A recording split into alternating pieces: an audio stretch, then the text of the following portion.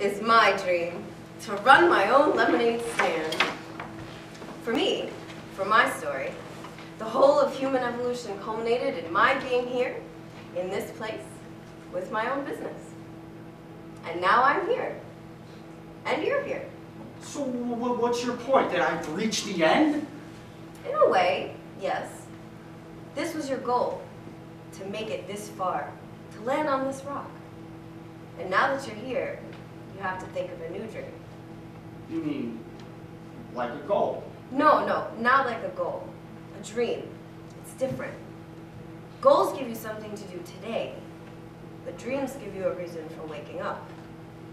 And now that you're here, all those memories wrapped inside that brain pan sitting on top of your spacesuit were prelude. Can you go on past the ending? Can you determine what's ahead of you? I have a wife and son back home. Do you miss them? No, of course I miss them. Then why did you leave in the first place? You had everything anyone could ever want. You were safe, secure, a beautiful wife and a boy who loves you. A good job, maybe even happiness. And still you weren't satisfied. How could you be satisfied with the endlessness of space all around you? Holy shit! What? Holy shit! Where did it go? Oh yeah, that happens. You'd be surprised. Oh, I am surprised! Relax, it'll come back on in a minute. Echo 1, Echo Base, do you read? Echo 1, Echo Base, do you read? That's good. I'll keep doing that. I need to open in a few minutes. Damn, I need more sugar.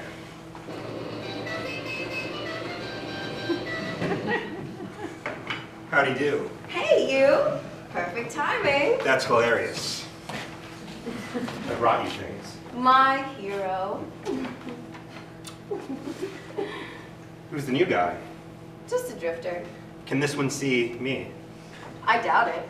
You'd probably be the least of his concerns anyway. Oh well, poor guy. Hey, you need anything? I could use some sugar. That's hot. No, like, I need more sugar, literally. Like, well, my sugar right. supply is running low. I'll get right on that then. Anything else? Do you really have to go? You know I do, baby. Duty calls. Come back. I always do.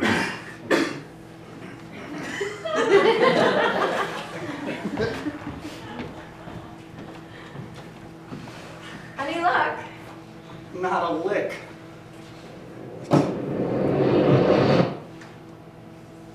What the deuce? Yeah, like I said, that happens. What does it mean? How much do you know about quantum theory, Mr. Astronaut? Only what I read in the papers. What about Zen cones, that sort of thing? There are answers, but they're always changing. And sometimes you're better off not knowing. Would you rather be alive and not alive, or just not alive? Do I have a choice? Not really. You're the cat in the box. Did you know that mankind is the only living creature to become aware of its own insignificance? The first being in the universe to be so filled with anxieties and peccadillos that we become flummoxed? Did you ever hear the one about the bar on the moon? Drinks are cheap, but there's no atmosphere. Ha-cha-cha-cha. Yeah, that's a good one. I've heard it 1,336,182 times, and it just gets funnier. Do you get many customers around here? Not really. It's a bit off the beaten path. Yeah, I guess.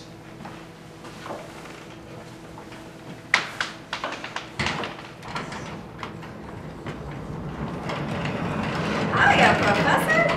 Hey, Laura. Oh, can you see him? I'm sorry. Pardon my forgiveness. This is the professor. How do you do, young man? How do you do?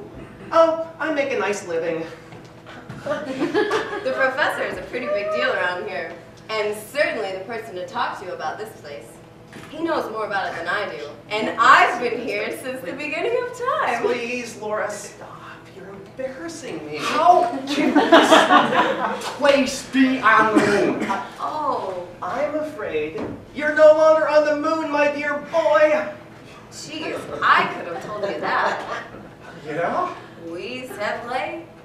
Yes, it's true. Right now, you are on an asteroid designated LS-161-B.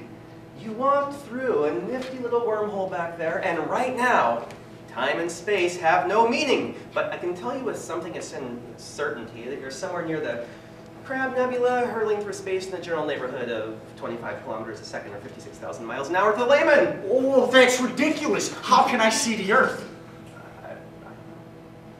Alex in Wonderland. How did you get here? How did you get here? Well, I walked, obviously. Oh, well, this place came to me in a dream. Oh, I love to hear other people's dreams. Yeah, see, I was one of those short-sleeved, black-tie gentlemen in mission control during a little something I like to call the moon landing. Weeks before that fateful day, I had a dream.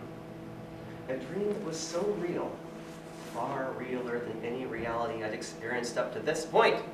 It was the first time that I heard these crashing waves and walked on this beach. That's where we met for the first time, Professor. That's right, Laura. And I thought we got on like a house on fire. When I woke up, I had this unusual series of numbers stuck inside my head, playing over and over again, almost like a mantra. I punched the numbers into a big honking computer and found they were coordinates. Space coordinates for this place. Pretty neat, huh? Yeah. So I took yon coordinates to El Jefe, who promptly told me to go fuck myself. They had a shortage of manners in NASA back then. We're trying to land on the goddamned moon, Professor, is what he said to me, and so my little project was put on the proverbial back burner. No patience for imaginary asteroids near the Crab Nebula in NASA. You said it, sister. Ask him what happened next. And then what happened next, Professor? Well, we landed on the goddamned moon, that's what happened. Oh, that must have been exciting. Oh yeah, it's all right. Don't tease, Professor.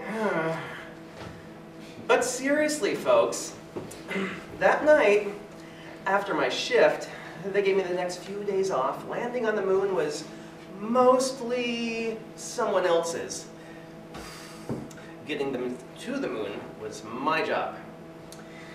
That night I went home to sleep. As if I could sleep, everybody was out losing their minds. I'd never seen anything like it. I'm not sure if you're familiar with that area around Houston, but it did not have a reputation as a party zone. But on July 20th, 1969, things got weird. There were people fucking in the street. Actually fucking in the actual street. Never seen anything like it. Can you just imagine it for 1 minute? Okay. Okay.